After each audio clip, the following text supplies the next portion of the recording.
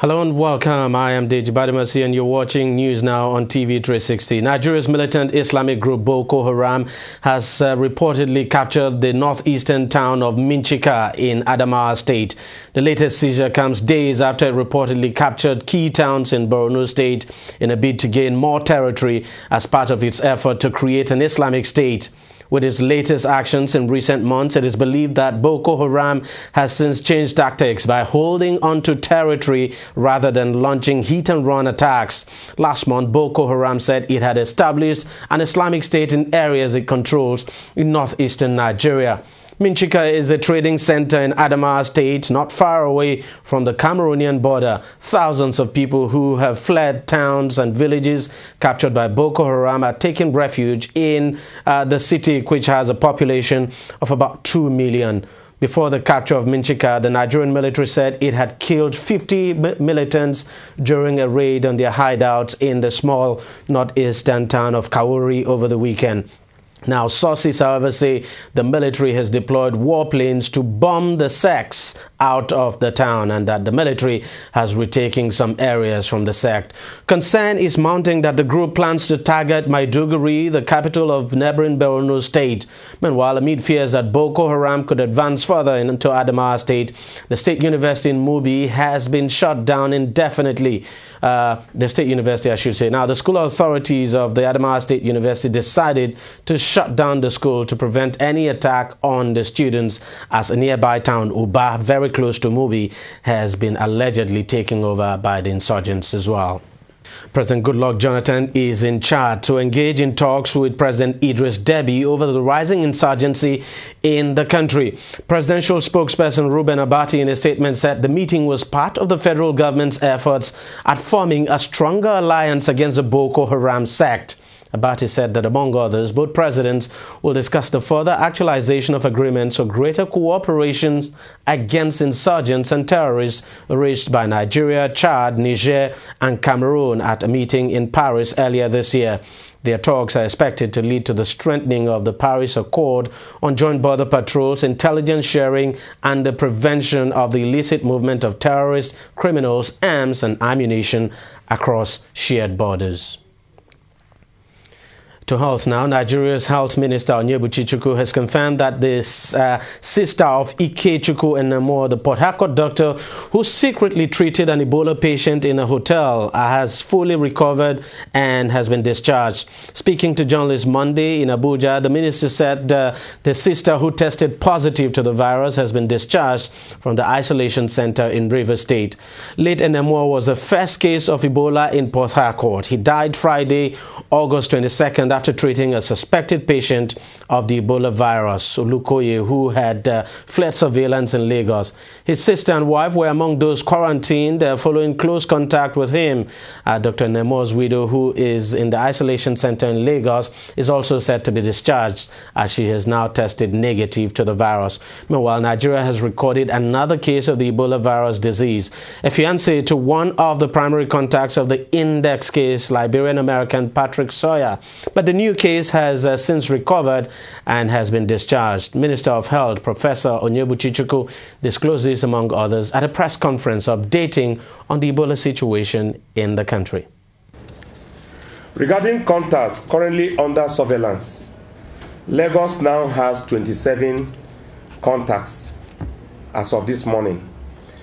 A total of 339 contacts who were previously on surveillance having been discharged following the completion of the 21-day observation. That is, in Port Harcourt, we have 477 contacts under surveillance. It is a mixed group consisting of tertiary and quaternary contacts of Mr. Sawyers. So we're now talking of third degree and fourth degree contacts. 5 contacts have already been discharged from surveillance in Port Harcourt, having completed 21 days of observation. We are again appealing to countries and individuals not to profile or stigmatize anyone on account of Ebola virus disease. In particular, we have observed that some countries have continued to selectively quarantine Nigerian travelers without any health or scientific basis. In the last 1 week, a number of rumors concerning Ebola virus disease have all been investigated, and actually all the cases have turned out to be Ebola negative. Specifically, the rumors we had from Kebbi, Kaduna, Lagos, Federal Capital Territory, Oyo State, Ebonyi State, Delta State, Sokoto State, they've all been debunked, and the patients are being treated for that diagnosis. Now, United States President Barack Obama has said America needs to do more to help control West Africa's deadly Ebola outbreak in order to stop it from becoming a global crisis.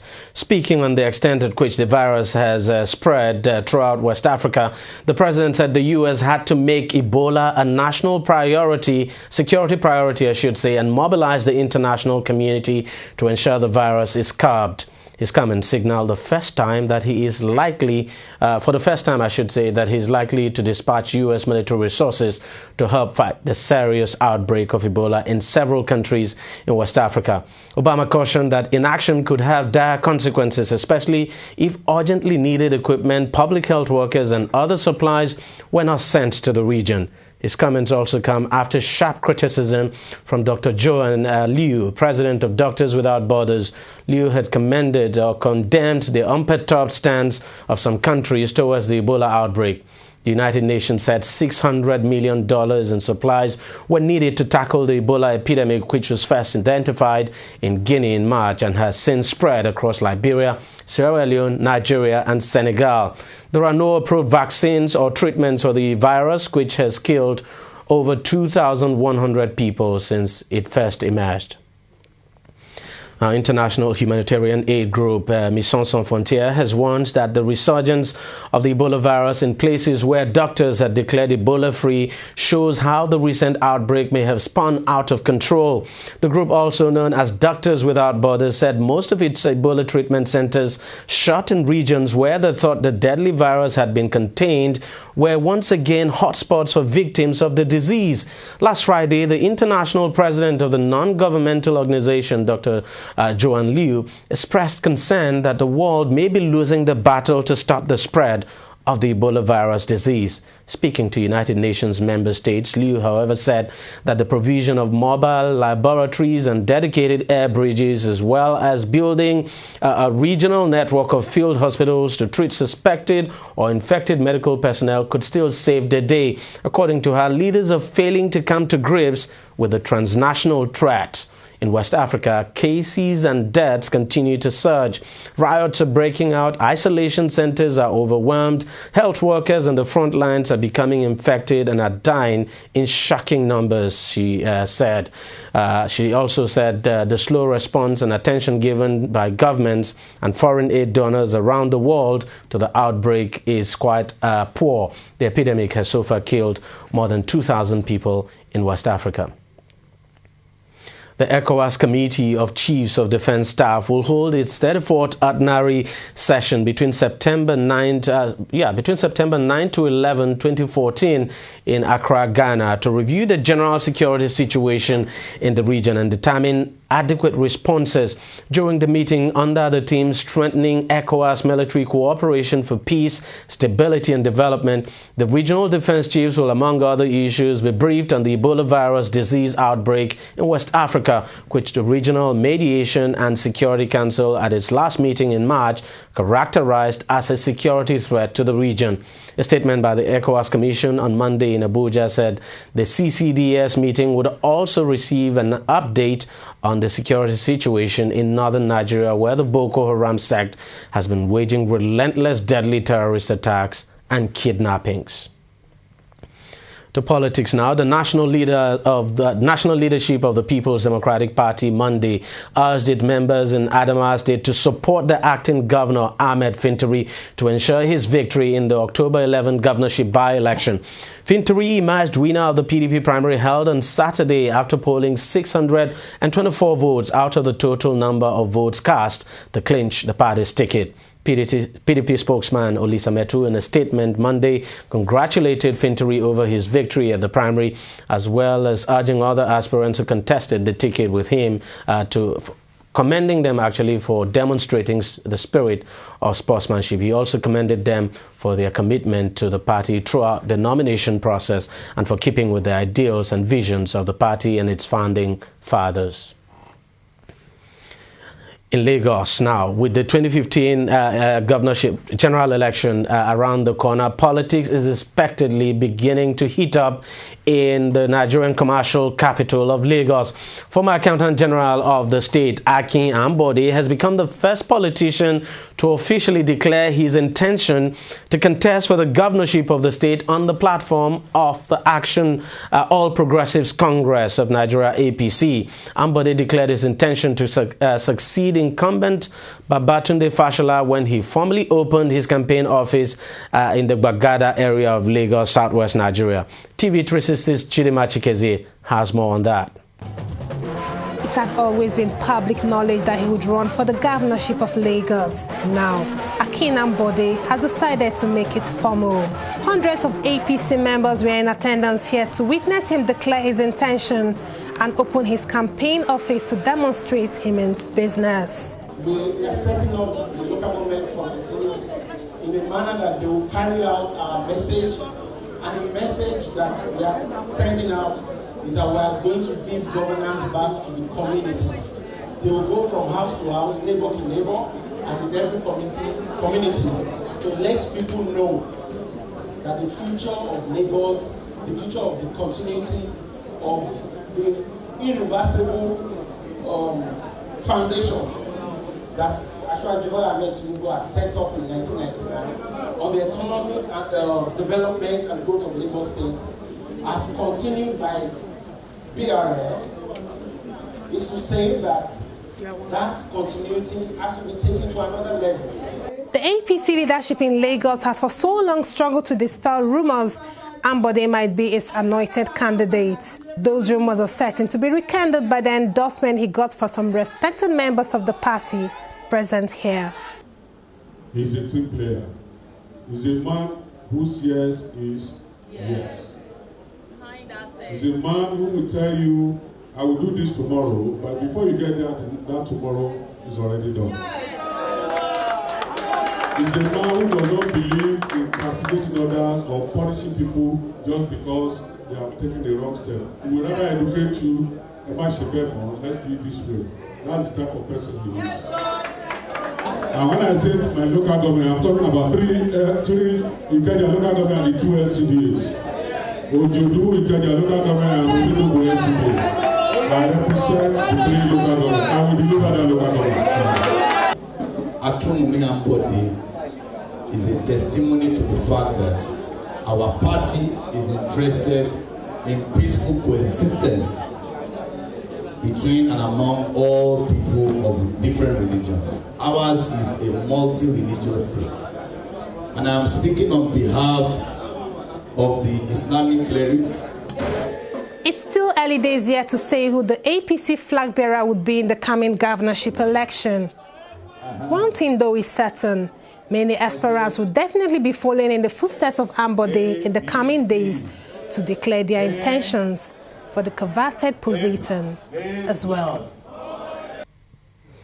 Now, Acting Inspector General of Police Suleiman Abba has appointed new commissioners of police for 21 states of the Federation. With the new appointment, CP Kayode Aderanti is the new Commissioner of Police in Lagos. He takes over from AIG Manko, who is now in charge of Zone 2. Force Police Public Relations Officer Emmanuel Ojukwu in a statement said that the appointments were part of efforts towards repositioning the Nigerian police force for improved service delivery. Now to business. Nigeria's economy for the second quarter of 2014 grew by 6.54%. This is according to the National Bureau of Statistics.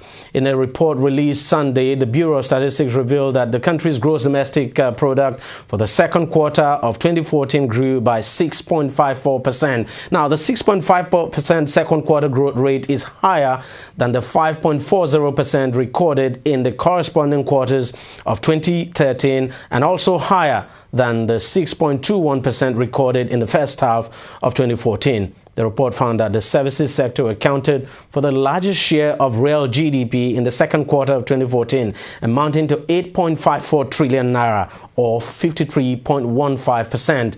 Industry ranked second with a contribution of 4.17 trillion naira, or 25.96%, while agriculture constituted the smallest sector in the second quarter, representing 3.36 trillion naira, or 20.89% of GDP. Now, in terms of oil production, the report said the average daily crude oil production in the second quarter of 2014 was 2.21 million barrels per day, as against 2.11 million barrels per day in the corresponding quarter of 2013. For the telecommunications sector, the report said in real terms, the sector contributed 1.48 trillion naira, or 9.25% to total GDP in the second quarter. The federal government Monday disclosed that the first phase of the implementation of the National Integrated Master Plan, which would cover 2014 and to 2018, would go up the sum of 166 billion naira.